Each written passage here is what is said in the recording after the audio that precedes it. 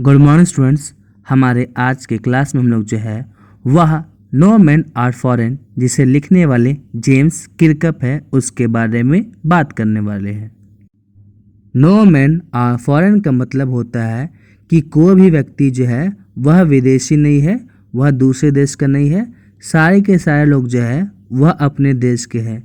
ये तो इंसान है जिसने देश को बांटा है, लोगों को एक दूसरे से अलग किया है, वरना सारे के सारे लोग एक जैसे हैं। सभी लोग के बीच में भाईचारा होना चाहिए, क्योंकि अगर देखा जाए तो सारे के सारे लोग जो है वह खाते पीते हैं, उनके अंदर भी इमोशंस होते हैं, भावनाएं होती है।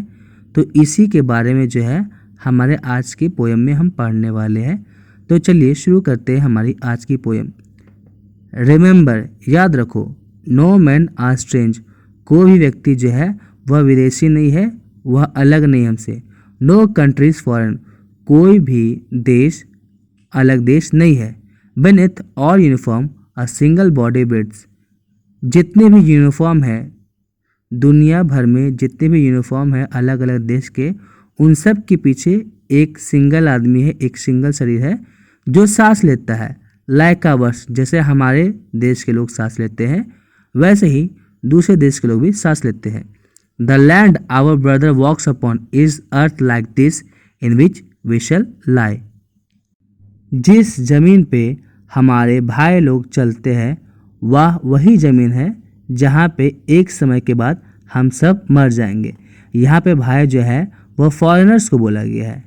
They too aware of sun and air and water, उन्हें भी यह पता है, किन्हें, तो जो फॉरेनर्स है उनके बारे में बोला जा रहा है कि उन्हें भी पता है कि सूरज क्या होती है, हवा क्या होती है और पानी क्या होती है। Are fed up peacefully harvest, और उन्हें यह भी पता है कि हार्वेस्ट होने के बाद किस तरीके से हम लोग को शांति के साथ खाना चाहिए।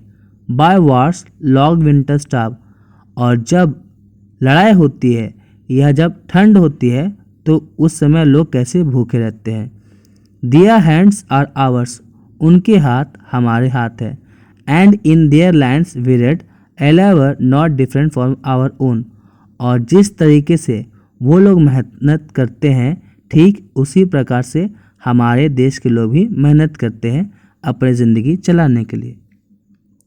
Remember, they have eyes like ours that woke और स्लीप, याद रखो उनकी आंखें भी, किनकी आंखें, तो फॉरेनर्स की आंखें, तो उनकी आंखें भी हमारे जैसे है जो जागते हैं और जो सोते हैं।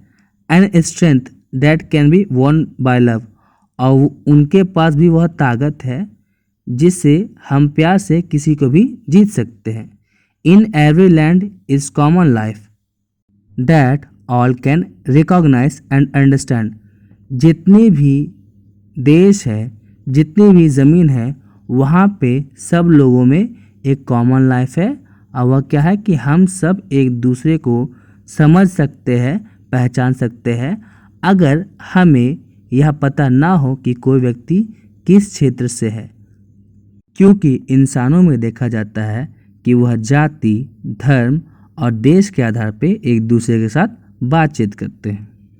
Let us remember whenever we are told to hate our brothers, चलिए हम इस बात को याद रखते हैं कि अब जब कभी भी हमें बोला जाए कि हमें हमारे भाइयों से नफरत करनी चाहिए, इट इज़ आवर सेल्फ, वह हम लोग हैं, डैट वी शैल डिस्पोज, जिन्हें क्या करना चाहिए, इस बात से मना करना चाहिए। बिट्रे एंड कंडेम मीन्स अपने भाइयों को ना हमें लड़ाई करनी चाहिए, ना उनकी बुराई करनी चाहिए, ना उन्हें धोखा देना चाहिए। Remember, we who take arms against each other, याद रखिए हम लोग जो अपने भाइयों की तरफ बंदूक करते हैं, it is human earth we defile, तो इसके कारण क्या होता है कि हम हमारी पृथ्वी को ही क्या करते हैं, गंदा करते हैं। क्योंकि अगर हम बंदूक उठाते हैं अपने भाइयों पे, गोलीबारी चल रही है, चारों जगह तबाही होता है, तो जिसके कारण क्या होती है, पूरे की पूरे अर्थ, पूरे की पूरी पृथ्वी जो है वह गंदी होती है। Our hells of fire and dust outrage the innocence of air. हमारे अंदर जो नर्क की जो आग है, जो गुस्सा है, वह क्या करती है, पूरे के पूरे हमारे चारों तरफ की हवा को प्रदूषित करती है, उसकी मासूमियत को छीन लेती है। That is everywhere our own, जो कि हमारी ही है। मीन्स हमारी चारों ओर की जितनी भी हवाएं हैं, अगर उसमें जो गोलीबारी चलती है तो उससे जो खून बिखरता है, जो रक्तपात होता है और जो हवाएं खराब होती है, वह हमारे लिए भी हानिकारक होती है, साथ ही साथ हमारे भाइयों के लिए भी हानिकारक होती है।